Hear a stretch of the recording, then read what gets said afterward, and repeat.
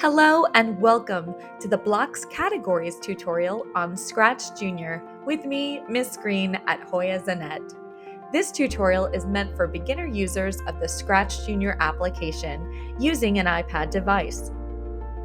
Starting with the yellow blocks, known as the trigger or start blocks, you're going to notice over here that once I tap on that original block, the palette shows up. And I'm going to start with the one that begins with the green flag. This one lets everyone know that once the green flag up here is pressed, the action sets in motion the script that's after each of the green flags that are coded with our two original sprites. Adding to that, you're going to see this next wonderful trigger block known as the Start on Tap block. Let's see how this one works when I add the earth and add that component to the original scripts using my interface here. You're going to see that the green flag options work. And now if I tap on the different sprites, the looks blocks show up. So it works perfectly. So tapping on the interface and we going back into the stage, let's take a look at the next block. So the next block, we're going to add another element. So we have the green flag, and now we have the Start on Touch or a collision block. So this is the wonderful block of when two sprites collide on the stage. So again, we've got the wonderful green flag, what happens when the two touch, and then when I want to start on tap. So putting it all together here, using the grid view, we're going to see how all of them interact. And wonderfully so, you're going to see the different motions and the different scripts running in tandem. So if we were to expand this and take it out of the grid view, you're going to notice it a little bit better. So the green motion blocks are in action. The trigger blocks are in action where I start on tap. And then you're going to see the sun and the moon when they touch the different sprites, how they interact with one another and the scripts are run. Now this last one is very unique. It's Start on Message. So whenever a message of a specific color is sent to a different sprite, then that program runs for that particular sprite. So it's a wonderful display. So if you ever were to create a story or create a game, these are those types of interactive blocks that you might want to use to level up your scratchjr. So here you're going to see me use a couple different envelope colors, the orange and the red, and then you're also going to see me use the end blocks, the finisher blocks. So if we take a look at the sun and the moon and the star and how I've coded that script, you're going to see that I have correlated, that means matched up the colors of the envelopes so that they go and run on those different scripts. So here we go. If we press the green flag and we start doing our Start on Tap and Start on Touch collisions, you're going to notice how each one of those does a different interaction and add sound. So let's change it up just a little bit so we can see it a little better. So if I go back into the red envelope and I change that, let's say I want to delete that. So I'm going to lift it up and I'm just going to trash that. And I'm going to change that code to be a blue envelope now. And notice I'm on the star. So I'm going to change up the star. The star is going to have two Start on Messages. So I'm going to have the star hop a certain amount of times into the parameter. And I'm also going to have it say something. So I want it to hop and then I want it to say whoop when the envelope arrives. So then I'm going to make sure I have that end script block so it stops the script. And I'm going to go into the actual sun and I'm going to change that so that the sun, once it collides with something, then the star is going to do something different. So you're going to notice as everything goes, whoop, there he is. He's going to say that when the sun does the particular action. So it's going to continue to do that until the sun finishes its coded blocks. Now on to the blue blocks. known as motion blocks. So I'm going to change up our background here. I'm going to add a little bunny character from the gallery. I'm going to move into the grid view. And I'm going to link a video above to the grid view, so if you need to understand that a little bit more. Motion blocks are super fun for stories, for gaming in Scratch Junior. So you're going to notice here that I'm always going to change the different parameters of going to the right or moving up the grid, and you're going to see that little blue square again that tells me how many times I move up the bunny, how many times I move the bunny to the right or to the left. So continuing to play around with some of the parameters, that little variable number underneath each of the motion blocks is a simple way for students to move up and down that wonderful grid view. So if you notice, the X is 1 to 20 and the Y is 1 to 15. And so you can move around characters and turn them. Now, if you want a character or a sprite to turn fully a 360, that's 12. All right, so it's a good number to keep in mind if you just want a single spin. So here the bunny's going to spin fully and then spin back fully and then go back. So if you ever need to understand a full turn in Scratch Junior, it's 12. So here I'm going to add and just kind of explain the rest of the blocks. So you have move right, move left, move up, move down, turn right, which is your rotation. And again, if you want a full rotation, that's 12. And then you're going to see a rotation to the right, a rotation to the left, and then you continue with the hop.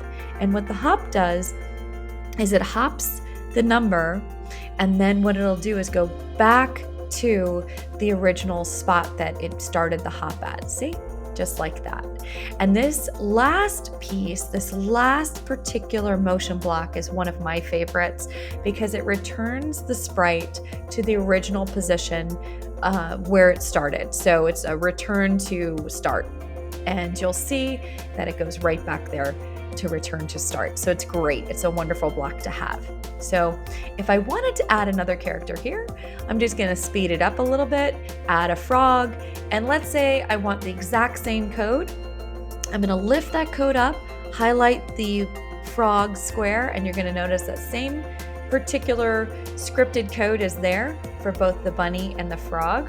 But I want to change up the frog a little bit, maybe have him hop a different amount or go up, go down to the left, right. So I'm going to change the parameters of the frog just to have that variation. And you'll notice once I hit the green flag, both of those characters are going to run their scripts. And it's just a wonderful way for students to learn how to do some shortcuts of copy and paste and use the motion blocks well. The next group of blocks are known as the looks blocks, and they're in purple. Here I've changed the background again and added our fun scratch cat to our background as the sprite. And I'm going to go into the purple blocks, the looks blocks palette, and I'm going to add the say block, which shows a speech bubble above the sprite. And here I'm going to have our scratch cat say, "Welcome to looks." And you're going to notice that I've used the green flag trigger block. I've added the motion block for him to turn clockwise, full 360, and he's going to say his wonderful little welcome to looks. Our next looks block for coding is the grow block, and I like to kind of use it in tandem with the shrink block. So it's going to increase my sprite size and it's going to decrease my sprite size. So I'm going to just show them all in a row. And if you ever want the sprite to increase, decrease, and then return to its original size, well, that's what all these are. So it's a reset size at the end here. So again, I'm going to add another of the looks blocks so you can see what it does. These last two are have the actual sprite disappear, make him invisible, and then make him visible again. So you're going to see all of those interact right in a row. So invisibility and visibility. And the way in which these are so cleverly done is you can add another sprite, you can have them interact with one another. So I'm going to add a giraffe here. because we sort of have a safari background, and we're going to move our sprite over to the right-hand side of our stage. And what I want the sprite to do is something similar to Scratch Cat, and they're going to interact with one another. Again, we have these wonderful purple looks blocks with the say, the grow, the shrink, the reset, the hide, and the show. So we're going to start on the green flag. I want my giraffe to hop up a certain amount because he's excited to see Scratch in his area. And then he's going to say something to Scratch, and he's going to say, hello, Scratch. He's excited for him to be here. And then what I'm going to do is just, again, combine all of those wonderful looks blocks, and I'm going to shrink him as opposed to increase him. So while Scratch gets bigger, our giraffe's going to get smaller, and then he's going to be reset, and then he's going to be invisible for a second, and then he's going to come back in his wonderful glory. So you're going to see all of these kind of fun things interact here. So there you go. He says, hello, Scratch. Welcome to Looks. And you're going to see the rest of those two scripts play out in this wonderful Looks blocked palette. Continuing our exploration of the blocks categories are the sound blocks, and they're in green. And you're going to notice here the native pop sound, or you can press the recording for students to record their own sounds or messages in their Scratch program. So if you record it, and you're going to see it there, and you're going to just put it right into that script. So once we press play, you're going to hear that particular recording. Welcome to the wonderful world of Scratch Jr. So once that plays, the rest of the script will show up. It's such an awesome way for students to add personalized elements of narration to their code. The control blocks are orange, and these blocks will add that extra dimension of delays and pauses and loops within any coded script. So here I've changed to the grid view. You're going to see that I've used the stamp feature within the paint editor of sprites to add a few more fish. And you're going to see that I'm going to use the different delay blocks here. So let me explain this, okay? So here is the delay. And then this one means stop that particular scripted code. This one here changes the speed of any sprite that's coded, and then the wonderful loop block if I want a particular action to happen a set amount of times. So I'm going to add that to the crab because I want the crab to go back and forth on the x-axis. So again, I have the grid view intentionally so I can count out how many times I want my crab to do the action. So here he goes. He's going to do this action left to right, right to left 4 times using the loop. Again, I have it on the green flag feature, so that trigger starts his action. Now with the seahorse, I want to change it. I want to use a delay. So I want to delay him a certain amount of milliseconds before he actually goes up or down or hops. So you're going to see I've changed the parameter. And once I have him go on the green, you're going to see that brief delay before he does the rest of the scripted code. So at any time, if I want to increase or decrease those delays, I just go into that parameter and I make those changes. And you're going to see those actually in action as I test my code here. Such a wonderful way for students to understand delays. Now, for the fish, again, I use that special stamp feature in Paint Editor, and I'll have a different video in this collection on that. But until then, I want them to go super fast. So I'm going to change that. So on the green flag trigger, I want them to go really, really fast, and I want them to go in the direction of the left. Okay, so I want them to move in a particular direction. So they will move all the way to the end. Now, if I want them to slow down, I can always change the speed.